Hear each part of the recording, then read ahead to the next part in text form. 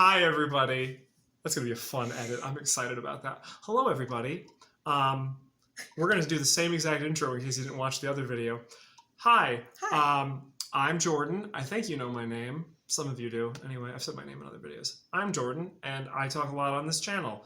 And this is my wife, famous for 100K view video of being traumatized at Disney over a birthday cake. That was a good starring role you had in that little episode. And the more recent, explaining why I should die instead of accepting blood at the hospital, and how that makes sense and doesn't seem weird at all. And I, as a 7-year-old, understand all of the biblical and medical reasons that go into this. Yep. And in case you didn't watch the other video, I'm going to say it again. The one person in there who was like, commented on that video, oh, I wonder where she is now. I hope she's happy, and didn't read the title that it was my wife. She's here. She survived. Thankfully, no blood issues came up in the 20 years in between then and now. Yeah. Fine again is debatable, but doing you're here. You're here. So, what brings you on, Caitlin? Well, this is my couch, and you put a camera in front of me. I did. Oh, future me. Edit in the picture of our tripod here. Oh my god. Good job, future me. Good job past me for constructing that pile. So. You gotta ask me a question if you're gonna interview me. How did you become one of Jehovah's Witnesses? Again, I'm copying Lloyd. He's got a setup. He's got a good... Yeah. You gotta talk about how you started, and then you gotta talk about what you did as a witness, and then you gotta talk about what woke you up, and then you have to talk about the aftermath. Yes, I remember. So let's begin with our initial setup, and then we get into the rising action. Are we gonna each do our stories? No, we're just gonna do... I've told chunks, sort of. I've told my waking up experience. Let's start from the beginning. So, how did you become one of Jehovah's Witnesses? I was born in, like a lot of people. And, I mean, once again, because I feel like when you're in, and you know when you're at those gatherings, and everyone's like, okay, let's sit in a circle and we'll talk about how we found the truth. And I never had a fun story for that because I was just born in it. Now I don't have a fun story because I was just born in. Like, there's not much to it. My parents taught me it. All my family and friends, like, everything was witnesses. That's all I ever knew. There wasn't a whole lot of critical thinking or thinking at all that it couldn't be true. So... the one time I remember when I was a kid, and I was like, but how do we know that we have the right one? And then I looked at the Kingdom Ministry, and one of the questions was, some people ask, how do we know that ours is the true religion? And I was like, it didn't even matter what the answer said. It was just the fact that the question was there, and I was just thinking it. I was like, oh. Well, Jehovah's showing me. It's a sign. Everything is a sign. So that was a sign. So then I didn't really question after that. If you could probably do a search too and be like, oh, they print the same sort of article every 6 months going back infinity years. Yeah.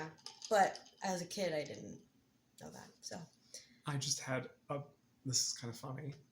I just had a bit of an epiphany. So back in the day when people were like, I opened the magazine, it was an article just for me. It was like, back in the day, there was 2 magazines a month. They were 60 pages. They were absolutely filled with so much stuff. That was back when we didn't have smartphones. And so I would read anything available. I would read like the Watchtower.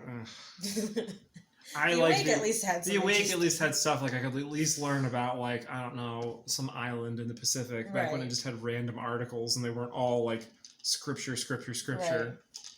A little preview of Estonia. Yeah, let's talk about where the traditional dress of the Albanians comes from. Yeah.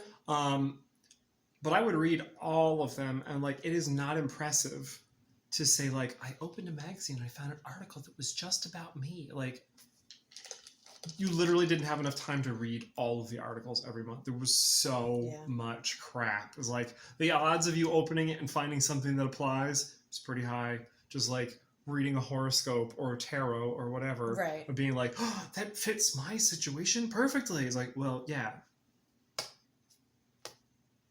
Of course it does. If you were living on the moon, you're like the only, like one of, like, it's like, let's talk about the concerns of the astronauts. It's like, there's only like 12 people Right. on the space station. That would be impressive. Be like, oh, just when I was having doubts, they had an article about how I can keep my faith for people in zero gravity.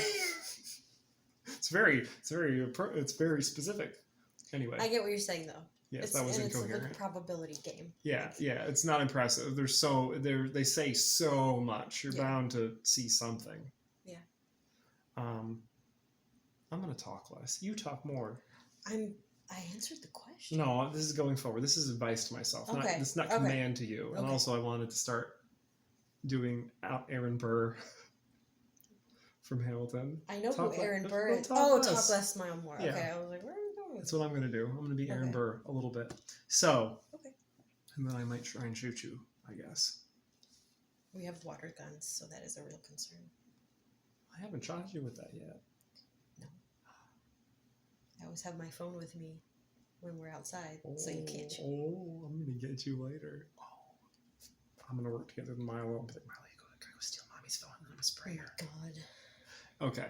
So, did you have any... we're going to exclude, like, the past 5 years or so. Okay. Did you have any crises of faith? Any difficulties? Like, was there any point besides the one you mentioned of like, but how would we know if it was the truth? Do you remember having any doubts or seeing any cracks in the facade? Honestly, like, it's hard to remember on the spot because it is like our 1 year anniversary of not being awake, but of like being caught. Being out. And I haven't thought about all of this stuff in a while. So it's hard for me to say. I don't remember any major things, but like over the past year and a half, there have been little moments where I'm like, oh yeah, I remember that as a kid or teenager or whatever, like, that bothered me, but not enough to like question my faith. Just like whenever you have, I don't even want to say doubts, but just like something that conflicts. Cognitive dissonance. Oh, like continue. Sorry. Then I don't know about anybody else, but for me and my family, we have like such low self-esteem and self-confidence. Yes. Hilarious. What losers. It is. It's funny that you and your mom and your grandma are all have no self-esteem and are like, someone said something contradictory? Well, I must be wrong. Yeah. I couldn't possibly be right and they be wrong. Right. I must be wrong. So like I could be an expert in a field and someone could come up and be like, no, you're wrong about that. And I'd be like, oh my God, how did this happen? But I'm definitely wrong. I'm supposed to be an expert. How like, embarrassing. We never feel confident in ourselves. And so with the truth, if something contradicts, I'm just like, I just don't. My mind is so imperfect. I'm so far from perfection. How could I know more than the Almighty God? How could I think that something he did was unjust or, something like that? And then you just feel bad about yourself and you're like, it's just my imperfect brain. It's just because I'm stupid. Mm-hmm. And you talk yourself out of it. So no crises of faith. Except for, past more few recently. years. Yeah. Okay. So, and I was a happy, I don't know, I don't know about a lot of people. I haven't watched interviews in a long time, but I felt like I was a happy witness. Aside from hating service, hating talks and comments, I did not participate, and I got shepherding called and talked about that several times, my God. which was a real problem. We should talk about the things they did for that when you have like real noticeable anxiety issues and like, you just gotta try. Scared. You just gotta pray. Well, I throw up in the bathroom, okay? Like, I don't really want to do that. But anyways, having children, I was like, I loved everybody and I miss everybody. And as we were talking about earlier, but then the camera shut off, I really loved conventions.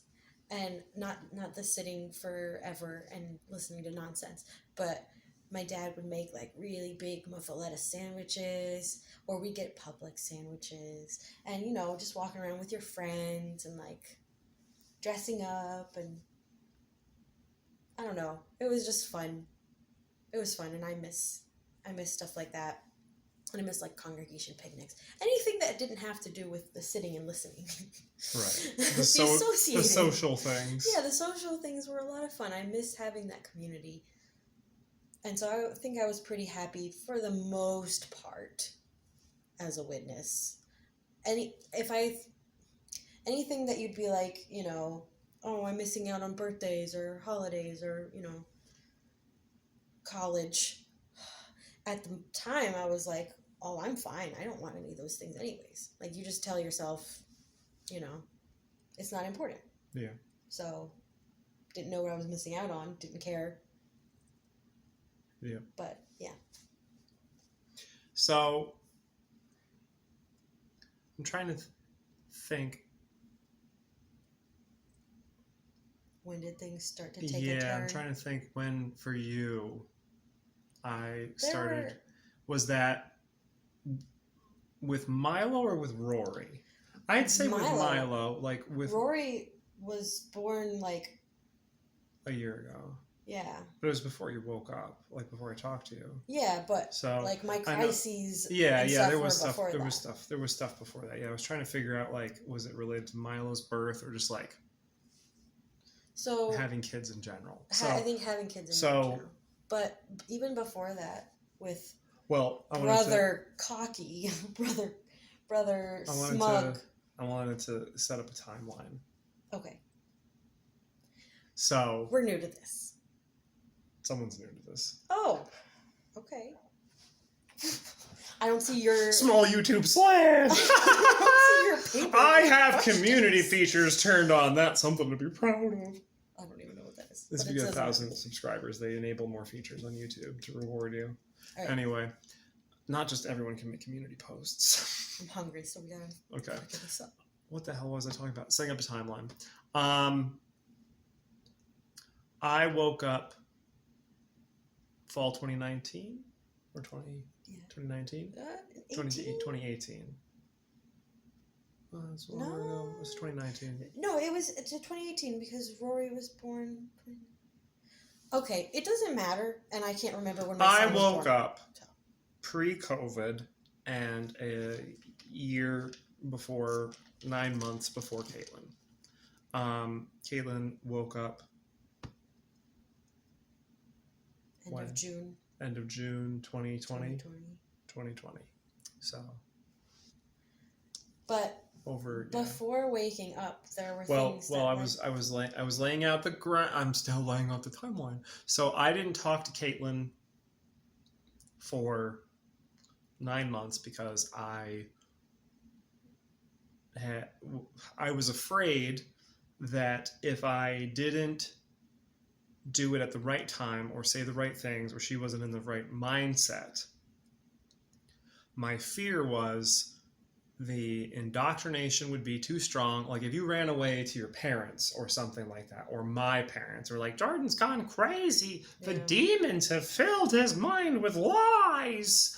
That was a scenario that I was afraid of because like if you run to them, if you are afraid, then the defenses are going to kick in and everyone will rally around you. Yeah. And I was worried that that would mean it would be difficult or impossible to actually talk to you and convince you to wake up. So leading up to that for 9 months, I don't advise doing this. I think I talked about this in another video, but you can't craft the perfect argument to wake someone up.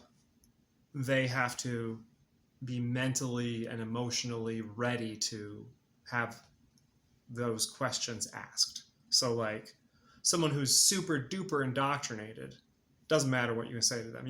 They'll literally deny reality rather than wake up. So don't spend 9 months trying to craft the perfect argument. It's a waste of time. But when leading up to that, I would ask you questions. I would let you talk about things that you didn't like, which we could go into. And we also watched quite a few cult documentaries, which I don't think necessarily like sparked much in your mind. A few times, but once again, you just like, you don't let yourself think those things, and you're like, well, it's different for me. So we will rewind to probably questioning Mr. Cocky is probably the first time you were willing to like do something that was forbidden, because you were willing to talk about another brother in the hall. We're talking about Big Butt, right? Yeah. It's just, okay. I mean, he has a big butt. Yes, he does. You saying it's forbidden, it's just... I'm saying, like, you talking about another brother negatively is murmuring, and talking about someone who has been given privileges is like speaking badly of the Holy Spirit, so... Yes, to all those things. Except, we come from very different witness families. So, his family follows the rules. My family does not. So, my dad is an elder, but I would know all the gossip because my dad would talk about it. He would complain, brag about his martyrdom. So, me and my mom and my sister would hear things that we weren't supposed to, and we would hear him badmouth other brothers and sisters and whatnot. It's not forbidden. My dad was an elder. My dad was an elder also, and he, like she said, super rule follower. Like, he never talked about anything elder related. He never said anything bad about any other elder. I don't know that I've ever heard him complain about anybody who is a witness who hasn't, like, stolen money from him. Like, there's a few people that he's complained about, but those are people who have, like, done obvious wrongs against him. Like, they're willing to overlook a lot to not do that thing of talking badly about your brothers and sisters. So, in my household, super-duper rule followers. Like, I'm, the preacher's daughter, the preacher's child being rebellious, whatever, is like a trope. So, like, me and my siblings weren't that. We weren't like, oh, to talk about brother so-and-so incorrectly is wrong. We must not. Like, we didn't do that. But, like, for me, we still were close to that. So you saying, like, I don't think this person should have been appointed a ministerial servant when that's supposed to be driven by Holy Spirit, to me, that was like, oh. It's not like saying, like, I disagree with the governing body, but, like, it feels on a similar... Right. It's a similar direction. And I had grown up hearing so many things about certain elders that, like... That makes sense, too. Because, like, I never heard of any imperfections of those people, so... And I had heard of Holy Spirit leaving congregations, which is hilarious. Oh my God, that's so funny now, but I remember that. Yeah. Oh my God. What a great excuse. What a great alibi. We need to do... Okay, I need to do a video on that one because we had that exact discussion in our congregation in New Hampshire. All right, we'll do a separate video on that. That'll be a separate video. The too long didn't watch of that was the elders were all fucking assholes and made everyone's lives miserable, so no one wanted to go there. It wasn't Holy Spirit. it was the elders were awful. Right. Anyway, but So- yes, hypothetically saying like someone in here must be a sex pervert and the Holy Spirit has left us is okay. You couldn't say these elders are all jerkwads and they need to be nicer. So I figured, you know, when my dad would talk about certain elders, what they would say, what they would do, or whatever, I'm like, maybe. I feel like such an asshole for thinking these things before. Like, maybe the Holy Spirit's not with them anymore, and the other elders will pick up the slack to make sure it stays. I don't. Whatever. Yeah. But anyways, so it wasn't like a huge deal, and my family, we kind of like just say what's on our mind if no one else is listening. And so talking about this brother wasn't a huge deal, especially because he's younger than me, and I grew up with him, and like I don't see him And he's as kind of that a like, monster. and he's a monster, and so I don't see that as like you respect this brother or whatever. I'm like, I know this twerp. We were talking about. We were talking about A Brout brother. A Brout brother. About brother cocky big butt. When you first questioned, it's Alright. Happy Leaf Erickson Day. All right. When you first questioned him, go on. Yeah. So this guy, this little shit in the congregation, always reaching out, trying to get more responsibilities. Because he wants power. Yes. And he's phony baloney. And we could see right through it. Most people could, but there's still... Anyone that knew him for any length of time, like passing acquaintances, like it's the narcissist. It's the classic narcissist. Like they're very charming initially, but then they're also very confident. And then once you know them for more than just like passing whatever, like once you actually start to know them, you're like, oh, they're really fake because they say things about you and they're not sincere and they talk bad about other people. Right. He's a super duper narcissist. And I knew that he was doing a lot of not okay for witnesses things. He was getting more responsibilities in the hall. He's not a very nice person. I didn't understand why. It's not like I wasn't jealous that like Jordan wasn't getting these responsibilities or whatever. It was not that. I don't fucking care. We had talked about that I didn't want him beforehand. to Like do it. I never wanted to be an elder because it's too much work. Like I'd seen what my dad had to do, and I was like, I don't have time for that. Like I am busy enough with my life. I don't see how I have time for being an elder. Like, I never wanted to reach out. So, like, other people getting privileges and titles, I'm like, I don't care because I don't want it. Like, There can't be jealousy when I don't want it. Right. So, it was not a jealous thing at all. It was just like a, how is this okay thing? And especially when he went to become a ministerial servant, I was really upset. And I was like, I will leave this hall if he becomes a ministerial servant and like an elder. That's not okay. The fact that was like a real possibility, and we're like, oh, it could happen. I know what this guy is doing, and he's not a good witness. He's not genuine. He's doing some really shady stuff, some illegal stuff. Like, no, there's no way I was going to stay there and have him be like an authority figure, over me. And other people in the congregation felt the same way. And I don't know, I would talk about it a lot. And I guess that was what Jordan is saying is part of like the first thoughts in that direction of like, you're not like doing the mental gymnastics of like, I must be wrong. Holy Spirit must be at work here because the organization is guided by Jehovah, and Jehovah wouldn't make a mistake. Like, so like to be like, Jehovah might be making a mistake right here, or it might not be Jehovah. Maybe it's these idiots. I didn't think it was Jehovah. I thought it was because he was buddy with the elders in the hall.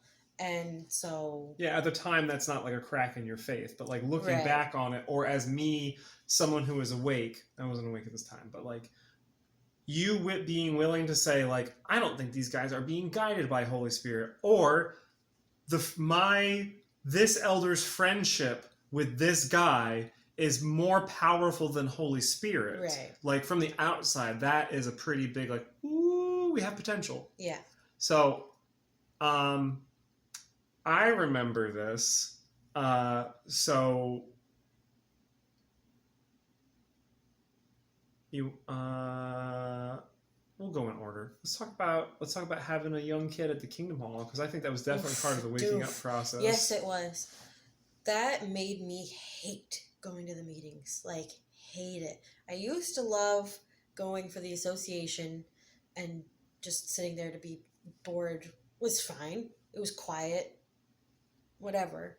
But after having our first child, it was a nightmare, and I never wanted to go, ever. I hated it. And like having, I don't know how to like phrase it, your typical toddler at the Kingdom Hall is a lot of work already. Mad props to all the parents that take their kids to the meetings. I wish they weren't, but like for the parents, it's super hard. And like, I don't know, I felt like I would be so proud of myself for making this huge sacrifice and effort, and then, you know, people are just like, why are you sitting in the back room? Why aren't you sitting in the main hall? And all this stuff. And I was just like, I'm doing the best that I can, and you're telling me that's not good enough.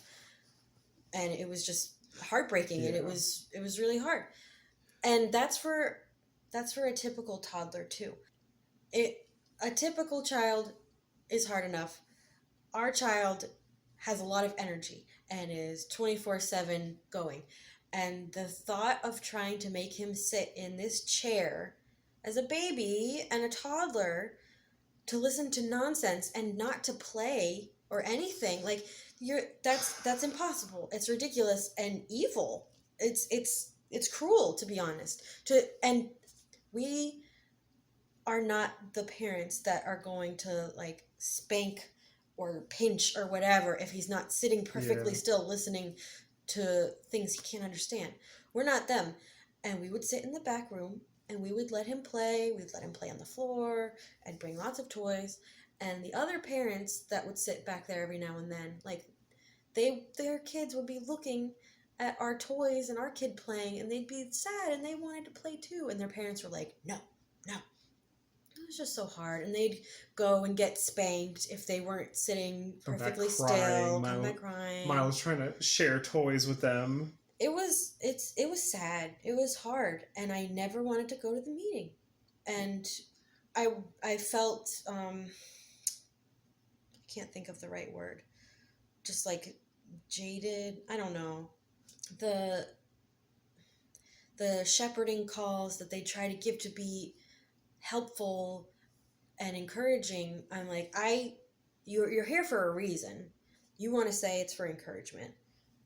Right. It's because you've been missing too many meetings, or your kid is too loud, or you're not sitting in the main hall, which is somehow, what a petty, stupid thing. I'm in the building. I'm here. I'm facing forward. Like, it's such a stupid thing. And why even have the room? I know. Well, I was going to say, like,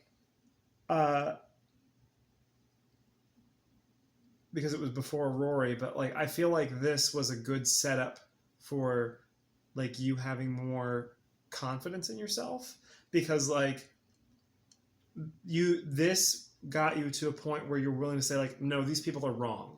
Yeah. When they're like, you just bring him into the main hall and it'll be fine. Like, it won't be though. You don't understand. It won't be. It's not possible. Or like you realizing these people's opinions was wrong and also not caring. Right. Like you be like the first time you're saying like, no, I'm right about this and you're wrong. And I I'm going to do this thing whether or not you think it's a good idea, whether or not you like it. Right. And I don't want to be that person that's like, oh, I was a parent, I was a mother, or whatever. But I really, As a mother. I really do feel like becoming a parent helped me gain confidence because I knew my kid more than other people knew my kid. And so when they would suggest something that I knew wasn't right, wouldn't work, whatever, then I'm like, well, I know something that they don't know, or, you know, I'm right in this scenario. So it helped like reaffirm things. And so, yeah, like people were suggesting that I have him practice sitting when we're at home. Have a Oh my timer. God, I forgot about that. Right. That we would set up a fake Kingdom Hall. Oh my God, how mean. Yeah. Your kid isn't sitting well in a chair. He doesn't like it. Make him sit in a chair at home for longer so that he can get used to it. Yes. My 2-year-old was supposed to have a fake We were going to set up a Kingdom fake Hall. Kingdom Hall in our house and get a stopwatch. I forgot about that. And we would help him learn to sit still and be quiet and not disrupt others. A 2-year-old. Absolutely ridiculous. You can set up some chairs in your room like a Kingdom Hall. Put some stuffed animals in it to be It other makes me people. sick. Ugh. And when people in the hall would try to tell me how to do things, and I'm like, my pediatrician says not to do that. Like, that's outdated advice. The research that I'm doing into, like, you know, the psychology of all children. the parenting stuff, all the like psychology research Like, is saying something else. All these witnesses telling me to do this doesn't line up with like science and research and the doctors. So yeah, it definitely helped me think like maybe these people don't have everything figured out. Maybe they are not, you know, as smart as I thought they were. They might be wrong. They might be dumb. But after our shepherding call where we were supposed to sit in the main hall, that was not going to happen. Do you remember what we talked about in that shepherding call where they came over? Because I realized that I have zero recollection of the stuff we talked about. I don't remember the scriptures that they showed us, but it was to encourage us to sit in the main hall and like be participating. That's what that whole conversation yes. was about. I literally couldn't remember what it was about. I remember at one point I talked about apostates, and I remember some of the things I said. I don't know how that came up. I wish I remembered, because now I was like, I wonder if they were fishing to see if we were like reading apostate stuff or being apostate. No, it was too early. It was too early, but I'm wondering if that was something that they were like, they check up on in shepherding calls of people who are less active. Because like I specifically remember me saying like, I don't understand why they get angry. Why wouldn't you just move on with your life? I remember that specifically. And like, why would I bring that up? I am very bad at picking up subtlety, or be like, oh, that's why they're asking, because they're saying this, but their reason is blah. So I don't remember. Minutes. Yeah. Anyway, there must have been something about apostasy. I don't know. I don't remember either. I can't believe we had a shepherding call about you can't sit in the back room. Yeah. And we had also had an announcement, not like the week of or the week before, that like the back room is for families with young children, people who are late, and people who are sick. People who are sick. Why did we say it was okay for them to come?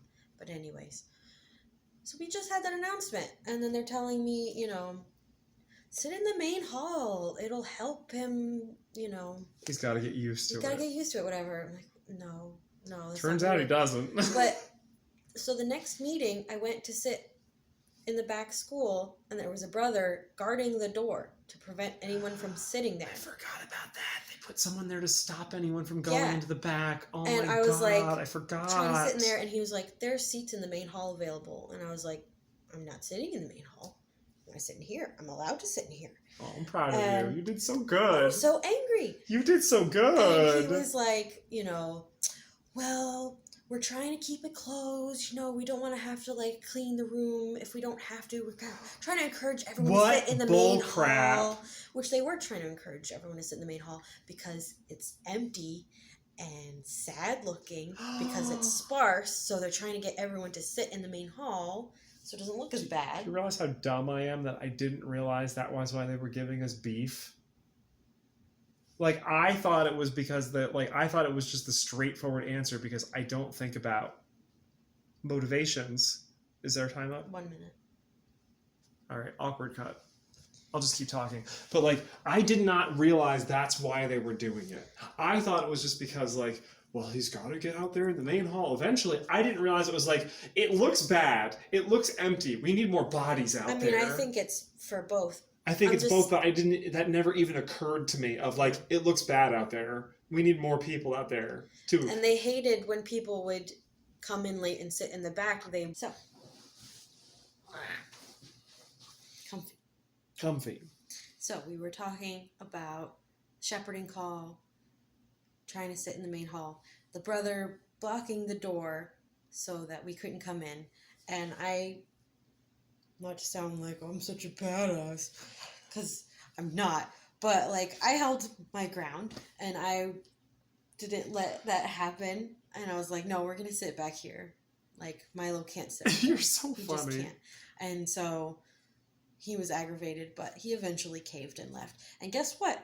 Like 20 people that came in late a few minutes after us had to sit back there too. Yep. I'm like, there was a woman in a neck brace. There was a woman with a special needs child who had like his head in a mold. Like there was people that needed a private room to go into to make it easier on them. Like you got lady who she would literally sit in the back corner and like prop her head up in the corner of the room so the walls could hold her head up. It's like, you can't tell her to go out there. Her neck doesn't work. Her head will fall off. There's a brother there to make sure that she has to go out and sit out with everybody else. And the sister with the oxygen tank. Oh my god, yeah, she had an oxygen tank. Oh. So anyways, she couldn't even breathe. Oh my god. I wonder how she's doing. Oh.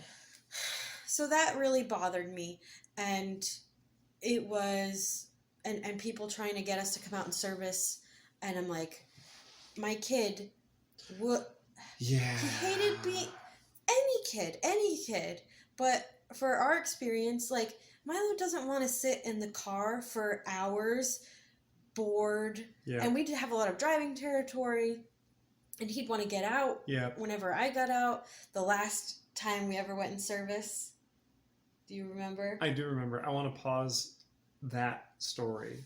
Okay. But related to this is like, I think that was part of my like initial waking up too, was like feeling like those demands were unreasonable. Yeah. Because like having a kid, I'm like, I can't go out in service. This is awful. I'm just thinking about it now of like having door-to-door salesmen be like, you have to bring your tiny infant that shits all over himself and screams and needs to nap every 30 minutes. You need to bring him on your sales calls. Like, what an insane thing to do. But yeah, like going out in service and bringing your baby to the door with you, or requiring someone to stay in the car with the screaming child because he doesn't want to be in a car seat for freaking 3 hours. And his mom just left the car, and there's a stranger and parent left car, and he's bored, and he doesn't... anyway, like, having a kid got me to a point where I did not feel guilty skipping service, because we never skipped service with my parents. Like I hated it. I didn't want to do it. I loved it when the weather was bad. If it rained at all, we're like, oh, good, an excuse. We can stay home. We don't have to do anything. But like, I would still feel bad about being completely inactive. But when we had a kid that allowed me to question that, or to like feel confident in myself, be like, no, you saying I need to do this is too hard, and I don't want to, and I don't care about you trying to get me to do it because I'm not going to do it. Yeah. So I think like that was part of my the thought process changing, because I'm like, no, you're wrong, and also I don't care what you are trying to get me to do. I remember one night I was pregnant with our second child, and it was getting pretty close to the due date time, and I was just like, I hated being pregnant and going to meetings because everyone wants to touch you. Everyone does touch you. Oh my god, the sisterhood conversation with your belly. Yes. So many weirdos. Comments about my weight, asking if we were trying for a child or not. I'm like, I'm not gonna Oh tell you, my perv. God. Oh my God. And Ugh. the unwanted advice. Yeah. Anyways, Anyway. I didn't love that, and it was already hard being at the meetings with Milo, and so like for a little while before the due date, I was like, I think we should just call in on the phone. Like, I'm not gonna go in person. And I remember we like went to get Taco Bell super And late this was at before night. the Zoom thing too. So there Yeah, was this is just the phone number tie-in. This is before the pandemic. And we were in the car on the way to Taco Bell, and I was super depressed about meetings and everything. And I just told Jordan, I'm like, I'm really like fine with the effort that we are putting in. Like, I don't need you to be doing more. Like, Oh. do you remember? No, I don't remember You don't remember this. that? No, that's super sweet. You were awake at this time, now that I know. Oh. I wasn't awake, but I remember it was like a month or so before Rory was born, and I was depressed, and we were going to get me special treats at night, and I was just like, we're doing the most we can, like, we're doing the best we can. I don't feel guilty. Don't feel guilty. Aw. Don't feel like we need to do more. That's so sweet. I don't remember that. Yeah. Oh. You're cute. So, yeah, it was just getting harder and harder. And then there was like family issues happening when Jordan woke up, so also not like a great time to, wake me up then. And then we had our second child, and that's, postpartum depression and everything. Like, it was rough. It was rough. And I had no idea that he was struck. Like, we would listen to the meeting, or even when we were still going in person, we would come home from the meeting, and so many things in the Bible were upsetting. And I would just like ramble for a long time. So if you want to pause, because like I wanted to throw my perspective, because like part of this was pre me waking up, and then part of this was like post me waking up. But I remember this time period too, because it was as we were doing the Bible reading, and the letters from Paul, or as I know now, pseudo Paul, because they're forgeries. The forgeries, he gets much more wordy and wants to show off his fancy Greek, and so you'll get 200-word long sentences, because not Paul was cocky and wanted to show how big his galaxy brain was. Anyway, you can't fucking understand him. And I would we would talk about the Bible reading and be like, I have no idea what he is trying to say in this paragraph, because the pseudo Paul sentence is so long and complicated, where he's like, we are of the Spirit, but with the Spirit and not the Spirit, and the Spirit is with us but not within us. And I'm like, I don't know what you're saying. So anyway, like from my side, like the Bible reading kind of lined up perfectly, because it was the end of the Bible, so a lot of weird rambling nonsense, and then we started in Genesis, and the early stuff in the Bible is problematic. And so I was awake for this, and I was like, this has gotta work. This has gotta work in my favor. And I was kind of right. So I'm done. Got 2 thoughts. I do this when I have a thought that I'm trying to remember. If I put up like the number of thoughts, I can kind of keep track of which is which. That might sound really insane. I don't know. I don't care. I think it's cute. So yeah, the Bible. Oh my God. The Bible. There were always passages that like part of me was like, oh, this makes me feel a certain way. Like the woman should keep silent. Yeah. Where you'd have to like try to talk yourself out and like, yeah, it's not what they meant. They didn't mean it like this, whatever. But also, the closer we got to wake up time, the Bible really started to piss me off. and especially like the one, and I don't remember who it's supposed to be about. I don't care about the Bible.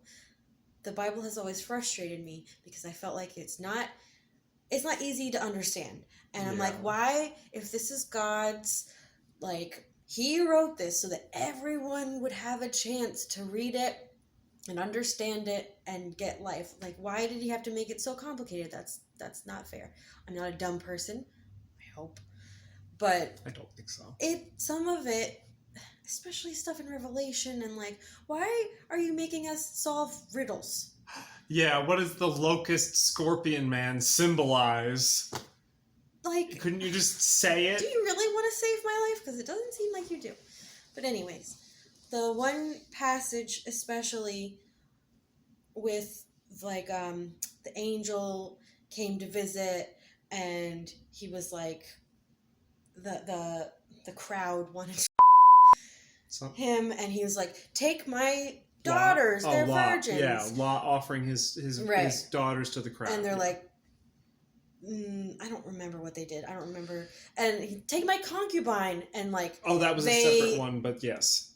Okay, so there's same scenario. Yeah. And they like the women and murder them and like chop them up into pieces or whatever, and the limbs go to the different.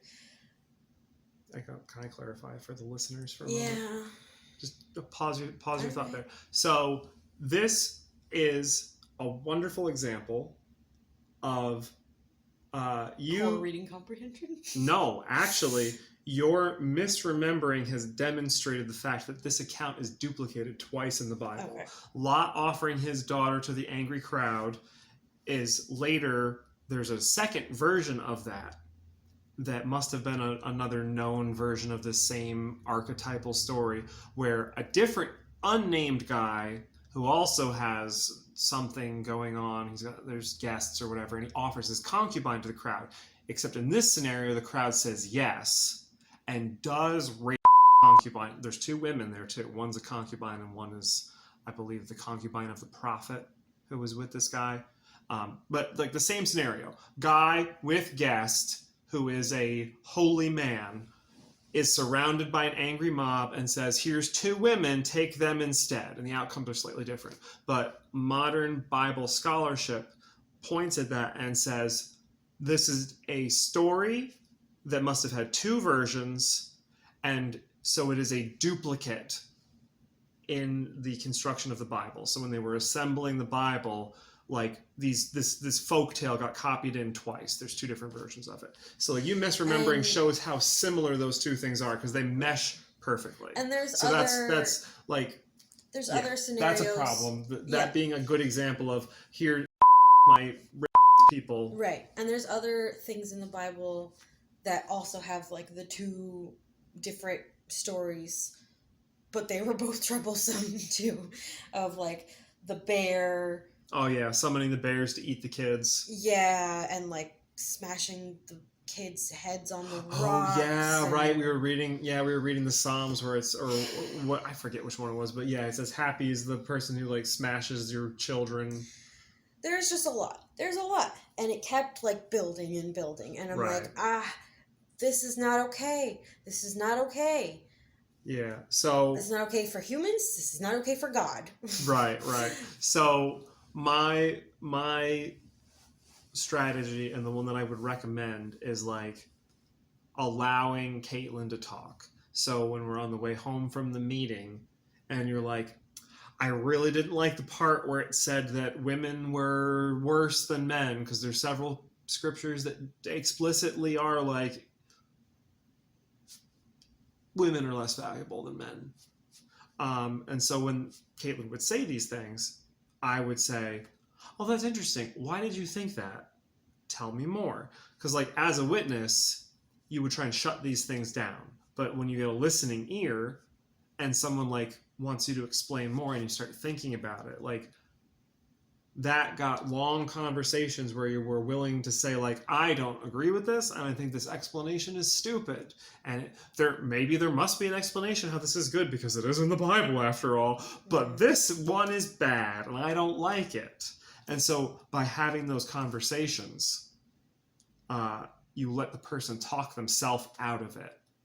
Which, like, you could say those exact things. Like, if I said to you, this passage is bad, right. like, the defenses would go up. Yeah. But if you get them to talk about it, then they don't feel defensive, and you give them a safe space to talk about other things that are scary to think of as a witness, like questioning the elders or stuff like that. Right. So being a safe listening ear was something I was trying to do. It helped me, because also when you're like, when you ask me a question, I have to, like, speak out loud and, like, talk my thoughts out loud. And, you know, I may not come to that conclusion in my head, but when I'm saying it out loud, you know, you kind of get epiphanies a little easier. I don't know. Yeah. 2 other things that we were critical of that probably helped us wake up. The new meeting format with the you're right. I forgot about that book. Yeah, that was awful. Where it was just a big block of text made for 4th graders, and we'd read it all, and then the speaker, like, you just reread every sentence. We would stop paying attention the entire second half that was the Bible study thing, because, you would read the entire... It was so poorly designed. I wasn't awake at this point either, but it was so poorly designed. I'm like, this is objectively a bad way to do it. You would read the entire chapter, and then you would ask 4 questions that would result in you rereading basically the entire chapter again. And they would, because there was so much time left for discussion, they would nitpick every possible thing you could talk about in this very short thing. And it was so boring. And we'd just be like, why did they read for 15 minutes? Right. And then ask the questions. And he would ask the same questions over and over again, and you'd hear the same answers over and over again. Because everyone's old and forgets. I don't know. They'd ask the same... Like, someone would answer more than one question, and then they would be like, yes, but we haven't asked the second one, so we'll have the second question? And someone would repeat the same thing over again. Yeah. Thought number 2. So the second thing that I think helped us be more critical of the organization were the original songs. Mm-hmm. That was also before I woke up that we started. Everyone seemed to love them. We hate them. Yep. We hated them when we were still fully believing. Yep. There was, like, the Best Life Ever song for the period that we were still both in. I think was, like, the only song where I was like, that one's okay. It sounds nice. It sounds nice. At least it's musically, like, it's pleasant to listen to. Like this, that was the best one of the original songs. That was the first one. That was tolerable. And all of the other ones were awful. Yeah. No. Just the worst. And as many people will point out, like, they were so critical of Christian rock and everything, and then they jumped on the bandwagon, and I'm like, this feels wrong. Like, where are the hymns? You know? Like, this doesn't feel right. And one sister, because obviously we have to listen to them in the car during service, one sister's like, you think they'll make a musical? And I was, like, dying laughing, and she was like, I'm serious. Oh my God. Like, do a musical drama, like a show tune? Right. And oh my God. I was like, that is so different than the organization that I grew up in as a young child. Yep. And I thought, how ridiculous, and seems like disrespectful and tacky.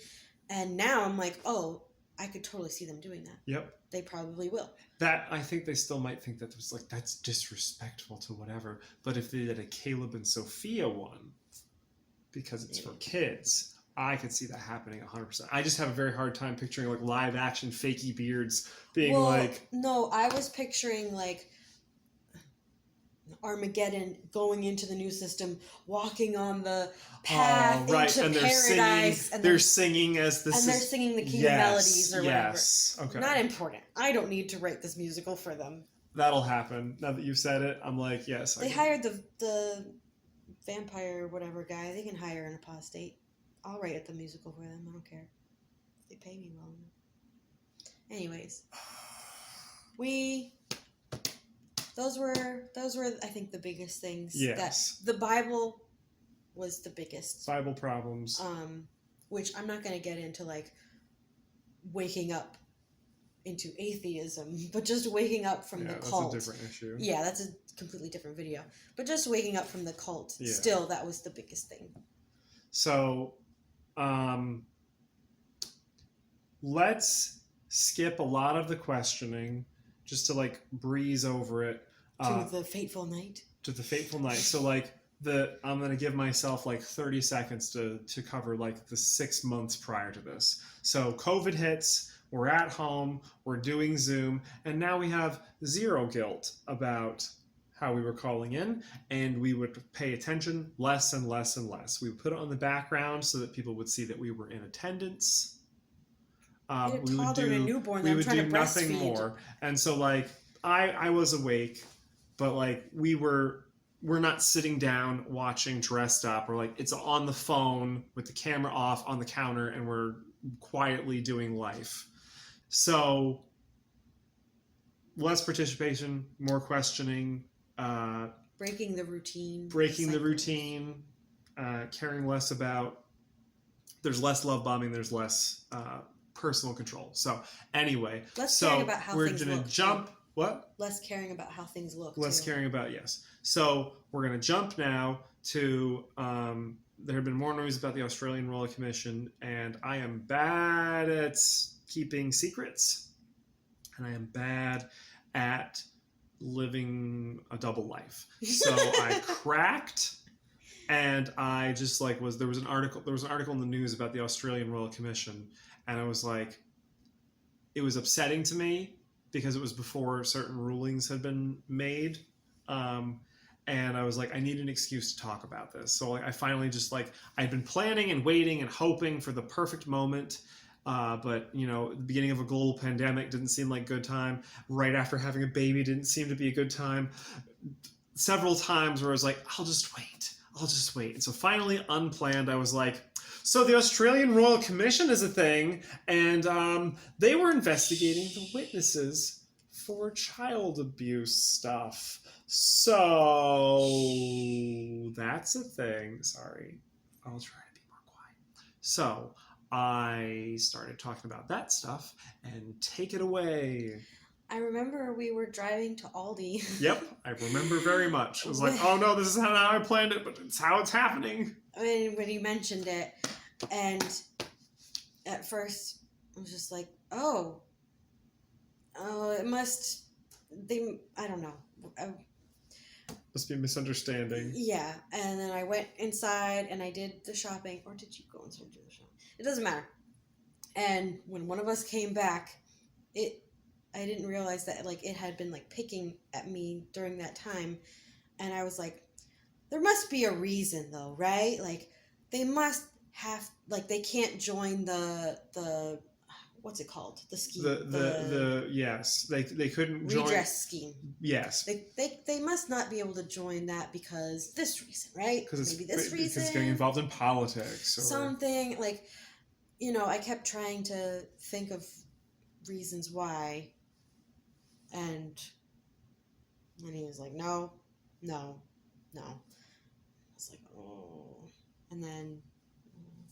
I don't remember what I said next, honestly. I don't remember what you said, but like, we talked a lot when we got home after the boys went to bed. Yeah. He wanted to show me... Oh, Jeffrey Jackson's testimony. Yeah. And I didn't really want to watch it, and I didn't really know why we were doing this. Yeah, and I was like, I want you to watch it. I just want you to watch it. And I also, so one of the things I wanted to do was like,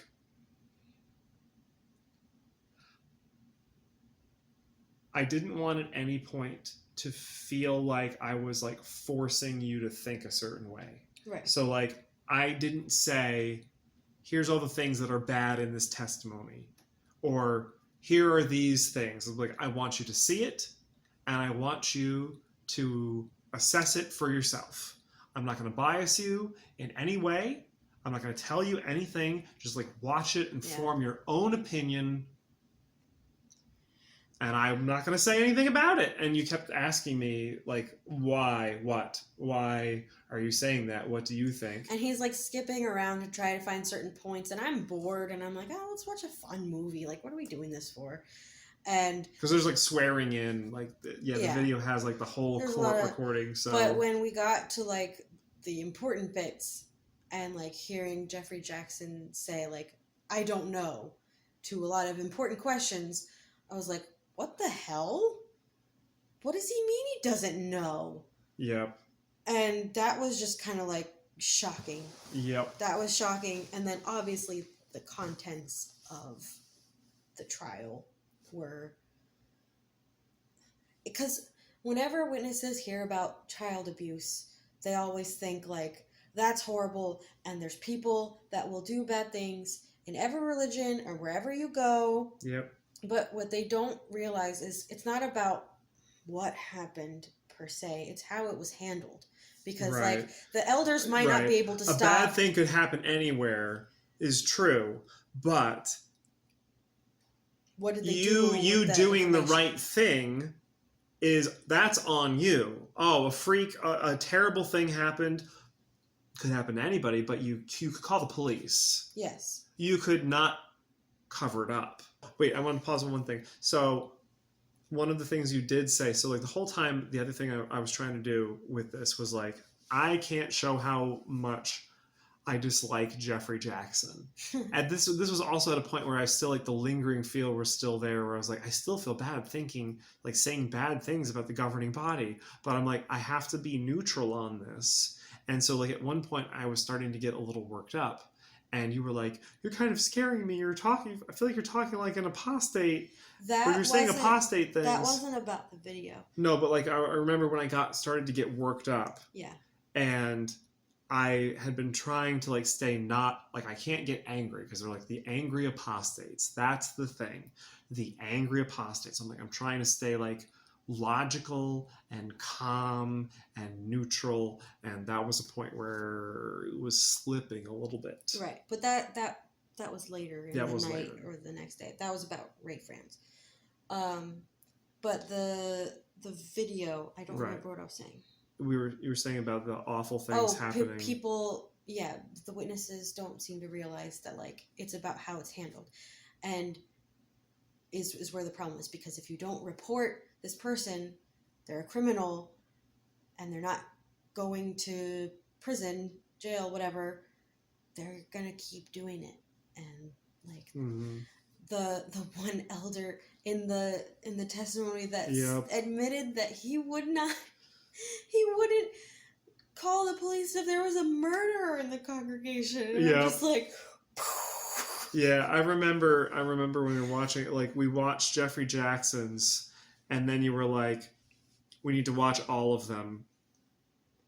And so like we watched Jeffrey Jackson's, and then we went in order because they had like the branch guy, and there was like several elders, and so like we watched all of the witness person testimony. I would call the branch. And so like we like stayed up until like 3 a.m, like 2 nights in a row as we sat there and we're like, it was painful. It was so bad. But yeah, like the one elder being like him being questioned, like, so what would you do if someone came forward and admitted they'd murdered someone? Be like, I would strongly encourage them to turn themselves in. But you wouldn't call the police. I would strongly encourage them that they should go and they have the freedom to make that choice for themselves. I would call the branch. Like, yeah, so you wouldn't turn in a murderer. No. That was insane. Oh, and the one elder, when they asked, like, what consideration is given to non-witness children, and he goes, like that. I remember that upsetting you a lot, where like they literally didn't think about any of these kids ever. It had never occurred to him until this moment that he even should think about them. Right. I remember you reacting strongly to that part. I'm skipping way ahead now, but that was one of the things that I talked to my parents about when they were trying to like get us to, come back when they first found out that we were not believing anymore. And like their grandkids are not witness kids. And I'm like, you not turning in those people, Right. like, you're putting your own grandkids at risk. Did you think about that? Like, if you don't care Yep. about any other children, which is horrible, like, think about your grandkids. They're going to go to public school or whatever, and Yep. this person could be a teacher or whatever. Like, it doesn't matter. They could still interact with them in some way. They don't think about other non-witness kids, and they're not doing enough for the witness kids either.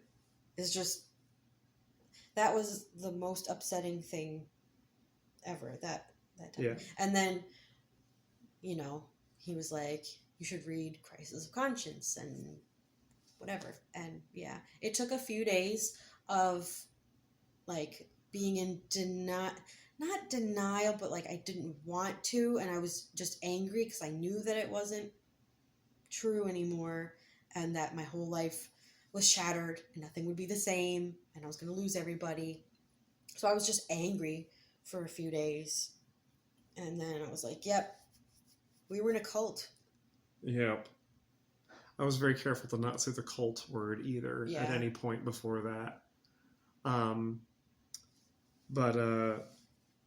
Yeah, it was surprisingly fast on the waking up. The last thing, okay.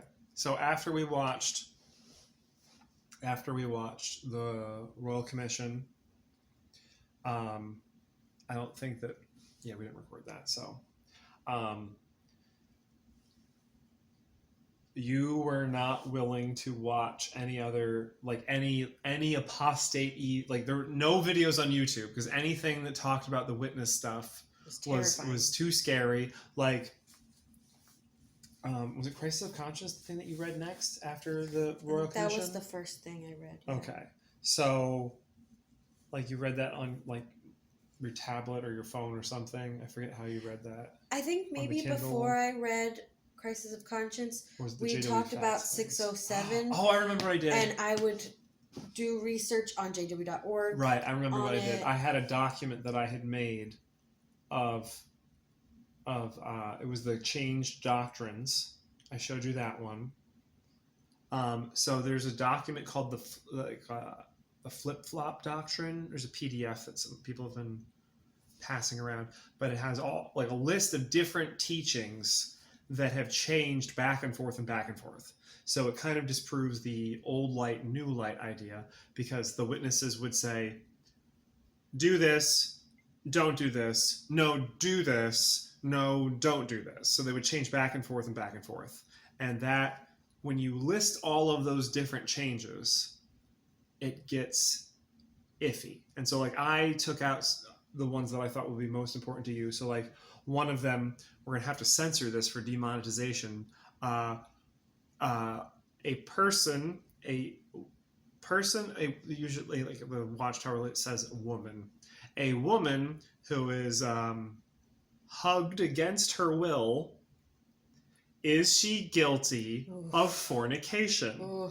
And there was a long stretch where the answer was yes. And so you would get disfellowshipped for non-consensual hugs, which is wrong, obviously, is wrong and disgusting and horrible. And so seeing that in print, like, I hadn't shown anything apostate yet, because that was the Australian Royal Commission. This was a video of a court trial.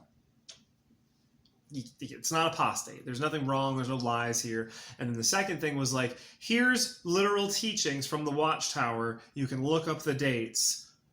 Does this cause you to have any issues with this? You need to have compassion for your hugger. For your non-consensual hugger is a person, and maybe they're having a bad day, and you should have compassion for them. That's a thing that the Watchtower articles had in them. I will overlay a screenshot here. And okay. So like, that was the order. So the next thing I did was Crisis of Conscience, I think. Unless you wanted to say something before that. I was just saying, like, we talked about 607 a lot, and I would look up. So I did. I'll do the setup for the thing. So I told her 607 is a problem.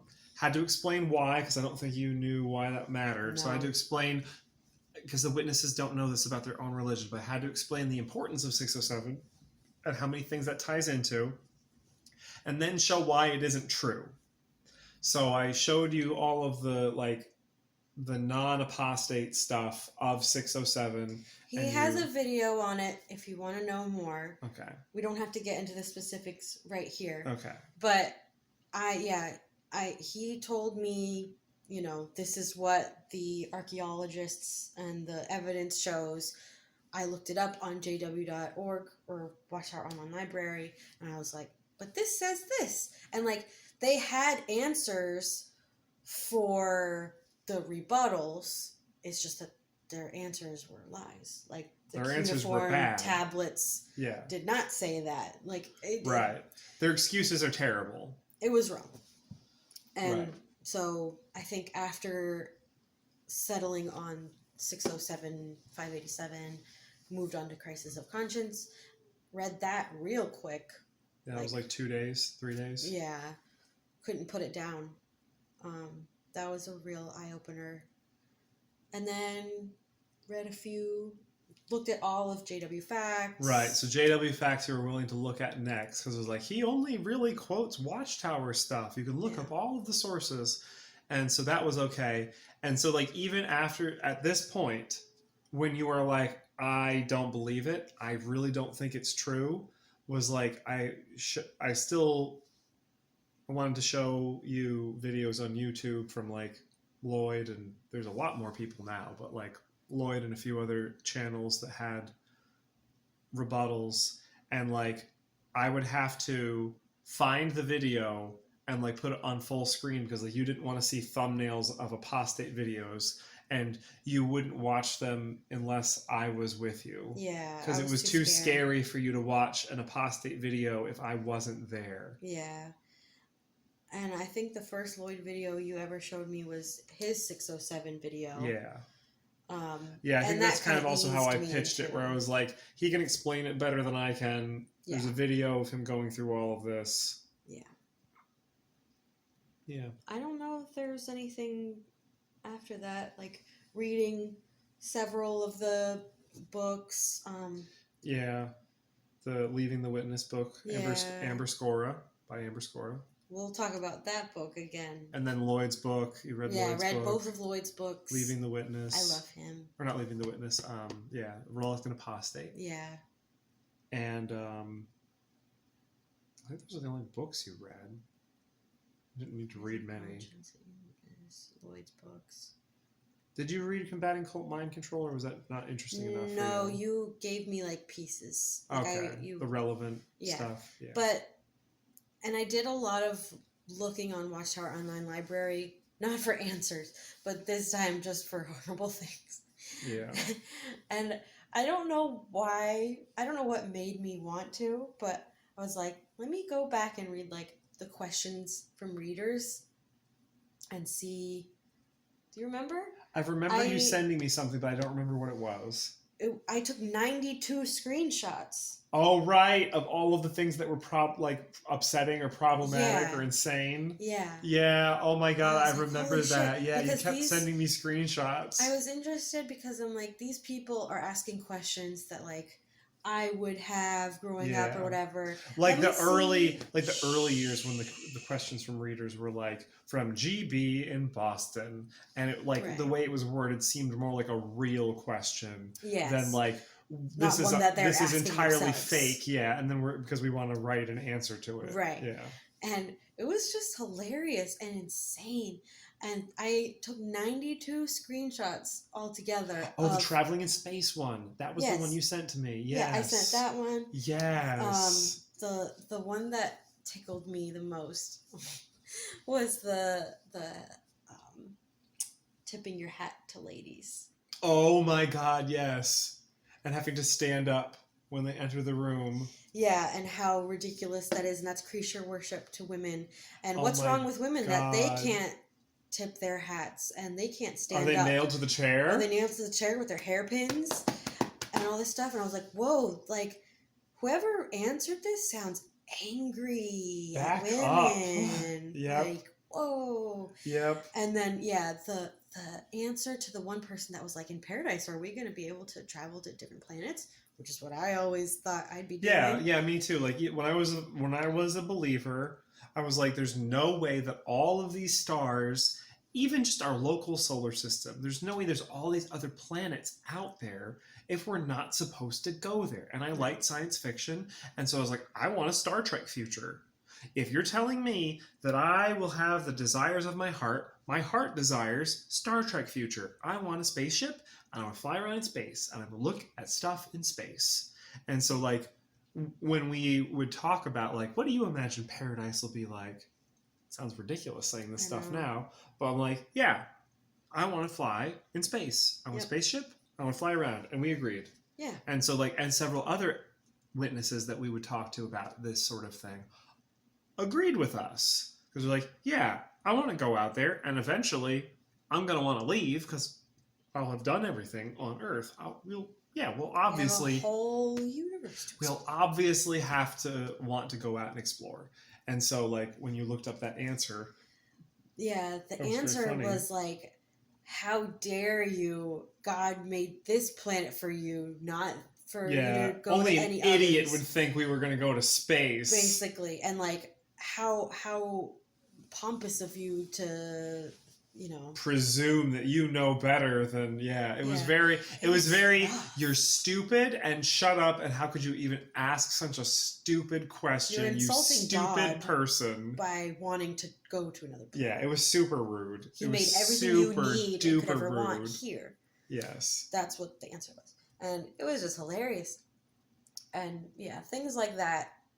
And slowly I felt more comfortable, and then I would watch things on my own, and then I watched like all of Lloyd's videos that he'd ever made, and doing research on my own too. I'm not gonna get into like evolution and stuff, because that's more a video for like atheism. That'll be the third video in this series. But watching why can't I think of the show? Neil deGrasse Tyson. Watching Cosmos, there have been like so many moments when I was like, that 2-minute sequence right there would like destroy my belief in God. Yep. That was a problem that I had too. Like so many nature documentaries or stuff like that talk about like real science. Right. Not what the Watchtower tells you scientists say, or the straw man that they have of like, if we evolved from monkeys, then why are there still monkeys? Checkmate, atheists. Like when you watch actual videos, or when you see the actual arguments and evidence, and this is also like Cosmos, so like this is the hyper fast summarized, like, oh, shit, we want people to understand this in a simple manner. And even that, you're watching it like, ooh, yeah, this is causing me problems. And I don't need to get into that because, like I said, that's more another video. That'll be later in the series. Woofy doofy. that was intense. What was the other thing I was gonna say? Cosmos. Reading.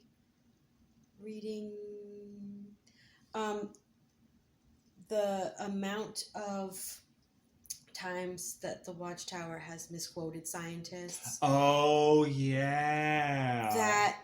That article that was I forget where that was in the sequence, but that was also early on, where there's several different sources where you can find this. There's several articles, but like showing the evolution or creation book. That was what it was. Yeah. Like articles on that showing like, here's what the Watchtower said. Here is the actual quote where they are picking the thing out of, like seeing that they are like, this isn't like a whoopsie daisy. Like you intentionally lied. Right. Whether or not the scientist is correct, you still lied.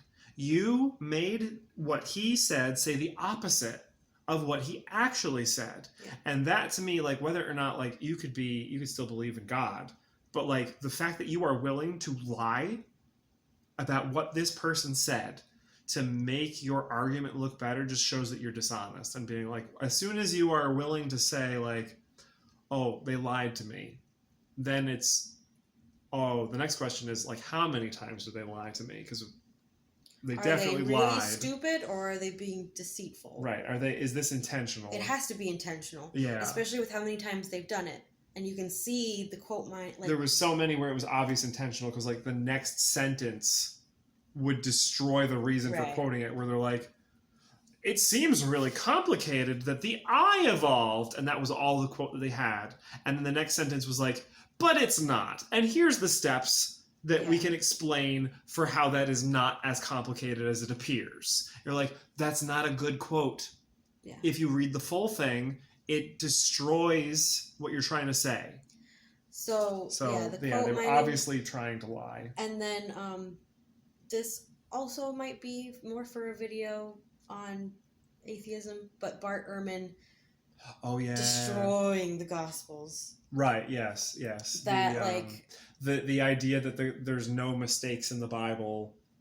And Bart Ehrman does a great job of like showing like there are contradictions and that there are problems, and so the Bible can't be inerrant and without flaws and inspired. Like it can't be. Yeah. Seeing the contradictions like side by side, was huge. But all in all, I think that's pretty much what woke me up. And now I'm awake. Hi. It's been a year and a half, and it's been rough as hell. Yeah, it's been rough. It's been really hard. Be like the Aftermath video will be later. Aftermath video. Well, thank you for coming to our couch. Anytime. That was awkward. I would love to come here anytime. Oh my god. Awkward sign off. You should like, share, and subscribe. Yeah. Ring that bell. Oh my god, what good timing. Engagement. Thank you for watching to the end. We are going to continue this. We'll talk about the aftermath of waking up from your perspective. And how we got caught. Which I've talked about before, but you'll get to hear it from Caitlin's side. And then we can talk about the atheism thing if you wanted to. And we can talk about like our feelings and what it feels like waking up from a cult and stuff. That might be more than just the aftermath. If it's still recording, thank you for watching to the real end. Wait. I'll see you next time. What does he say on the Truman Show? Good afternoon, good evening. Good night. And if I don't see you later, in case I don't see you, good afternoon, good evening, and good night, I guess? Yeah, anyway. Bye.